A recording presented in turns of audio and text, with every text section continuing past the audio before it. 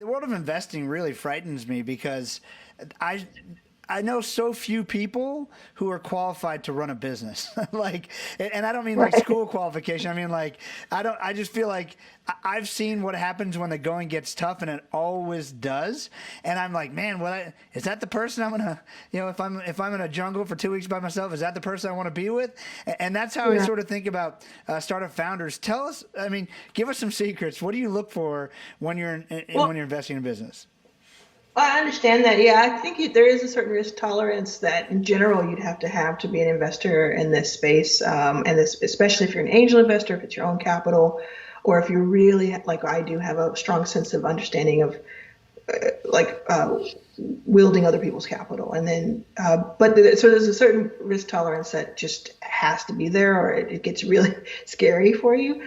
What I do is I think of myself as like a heat seeker for the people who I would want to be in that situation in these dire situations and I don't always get it right. I certainly, there's no like perfect way to do this, and there's no one has it all figured out. Even the people who think they do, or they've made a lot of money because they were right one time, they don't really have it figured out.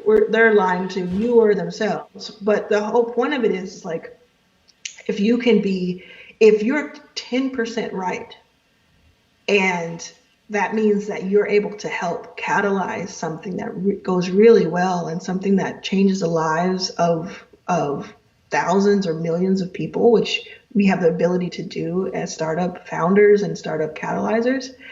If it's almost like, the downside is so worth, the upside is so worth the downside. And so I just look for people who remind me of myself, which is what a lot of investors do. The difference is, a lot of investors are straight white men from affluent backgrounds and who have a safety net. So they're looking for these guys who look right to them on paper. Oh, you went to Stanford. Oh, you remind me of Mark Zuckerberg, or oh, this, etc. I'm doing the same thing, but I have a different pattern that I'm matching. I'm made of different stuff, and so when it comes to, like, my background, we're all certainly equal. And I don't know that I need to know that statistic of how similar everybody is. I It's think it's like like 90. 99.999% or Yeah, something like that. Yeah. yeah, it's not, well, I think that's pretty cool. But I look for people who are just going for it. People who are not tolerant of mediocrity. Like, I'm allergic to it. I look for people who want to leave an impression on this world in some way or another. And it doesn't all have to be like an impact investment, but it has to have some sort of impact in brightening someone's day or changing someone's life, whatever that extreme is. And on top of that, getting to know people over time, you start to understand, are they made for this decades long commitment that most of these companies are, for these startups are?